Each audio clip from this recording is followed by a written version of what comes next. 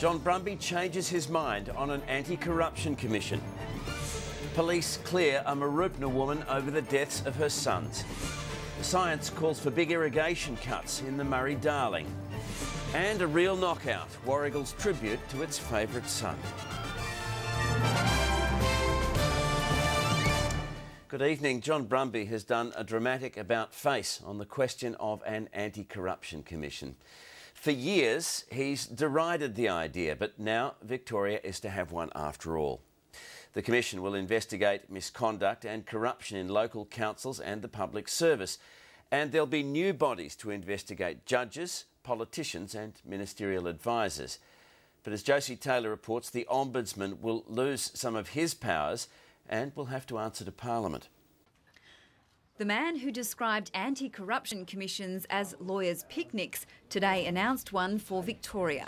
My personal view has always been against the establishment of such a mechanism, but I had the courage, I think, to establish an independent body.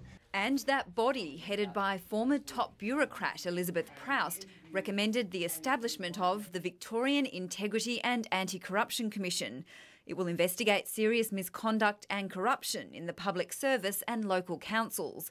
The Office of Police Integrity will still investigate police under the Commission's umbrella. The Ombudsman will lose his power to investigate whistleblower complaints and will now be oversighted by a parliamentary committee, as will the new Anti-Corruption Commission. A judicial commissioner will investigate complaints against judges and magistrates.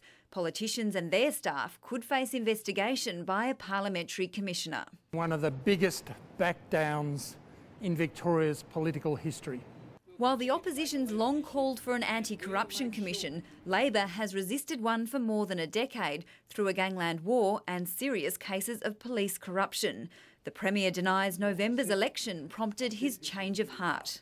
The new setup won't be in place for at least a year, possibly 18 months. So while the government's neutralised the opposition's call for an VIACC, it's also set up an election year debate on the nature of the reform. Complaints against politicians will be examined by a parliamentary committee. It's appropriate to have a reporting back mechanism. Under the new model, there'll be no public hearings. One of the issues we observed in other jurisdictions was the reputational damage that was done. For public confidence, we've seen in other states that public hearings have their role. There's already a mixed response, even from those welcoming the move. It does appear to be a little clunky, a little cumbersome. An attempt here to hold on to the bits of the integrity system that the Premier has been defending. It remains to be seen if the changes will pay off politically. Josie Taylor, ABC News, Melbourne.